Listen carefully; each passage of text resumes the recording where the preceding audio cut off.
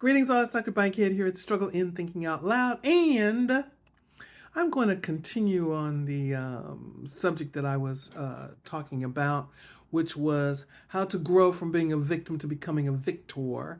And I shared the first step, which was expressing gratitude. It was my experience as I began to express gratitude. First of all, I had a question. It's like, what does it feel like to be grateful? I had never practiced purposefully being grateful every day. So I posted stickers all through my house that said, I'm grateful. I am grateful.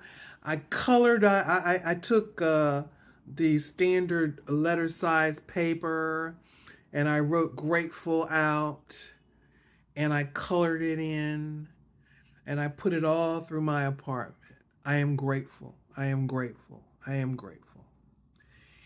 And after watching the documentary series that I mentioned, Only Human, Blood, Sweat, and Tears, all 12 episodes, and there was things I enjoyed as well. I mean, I like wearing leather.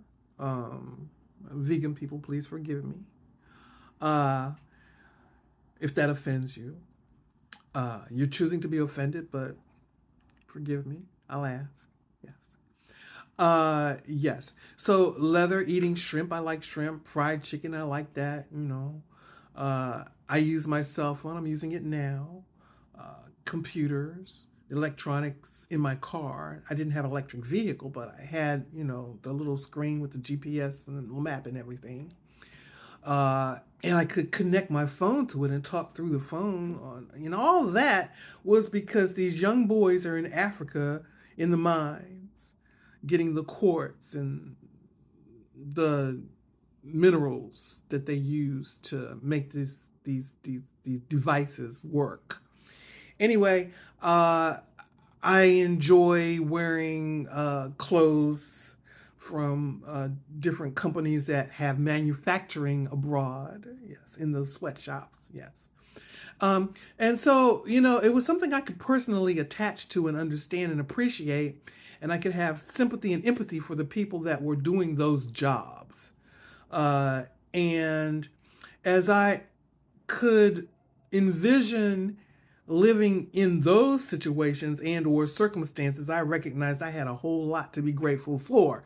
I mean, some of those people are living off of something that amounts to $30 a month, sending $20 a month to their relatives back home in the country while they're living in the city sleeping underneath a sewing machine. So, and for that $10 a month, they have to get everything they need, all their necessities and food and housing.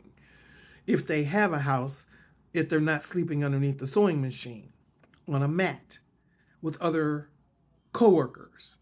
So I recognize that I had an awful lot to be grateful for because I certainly get more than $100 a month. And I don't have to share what I get with my relatives back home in the country and living off of a tenth of what I receive. So I had a lot to be grateful for. And a lot of that was highlighted by watching that documentary. I found it very effective for me to help me on my journey to see that there are many, many, many things that I could be grateful for. And so my focus was on what I was grateful for rather than the abuse I had received. My focus shifted. My perspective shifted as well. It came along with the focus. Okay, so after you've practiced being grateful, or as well as practicing and continuing to practice until it becomes a habit that you're habitually grateful about something each day, and that lifts your spirit. Yes. So after you've done that, turn inward and express self-love. And I've spoken about the self-love before, but Let me tell you how you can tell if you're beginning to develop your self-love. If you're loving anyone else in your life, loving your mother, loving your father, loving your children, loving anyone, loving your best friend, loving them, and loving them is something that you demonstrate by something that you do, like cooking for them, cleaning for them, communicating with them, giving them attention. If you're doing any of those things, those are expressions of love. And what self-love looks like is doing all those things you're doing for everybody else for yourself. So, are you cooking for yourself? Are you cleaning for yourself? Are you taking care of your hygiene? Huh? Are you loving on yourself?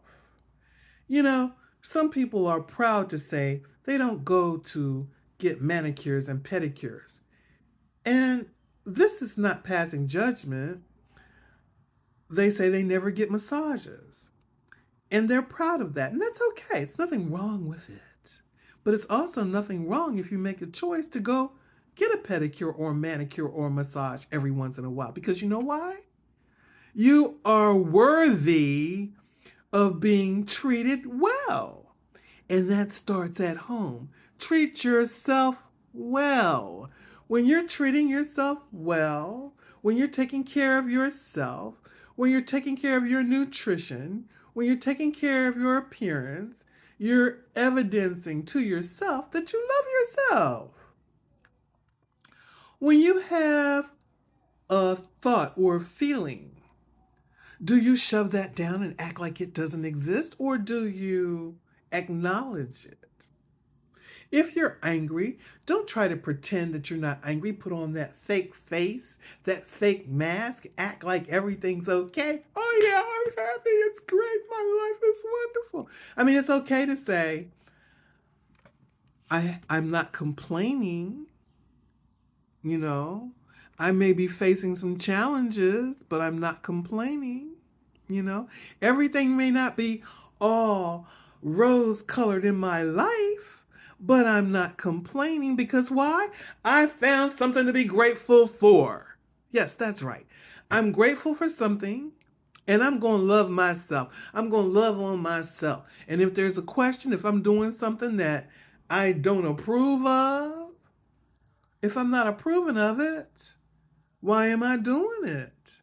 I'm not showing myself any love. I'm showing myself disrespect. Respect yourself. Value yourself. You are worthy. That's correct. When you were born, you did not ask to come into this world. Actually, they say you planned to come into this world. But nevertheless, you're here now. So, you're responsible for yourself. Acknowledge your responsibilities. Stand up to yourself. Grow a spine. Okay?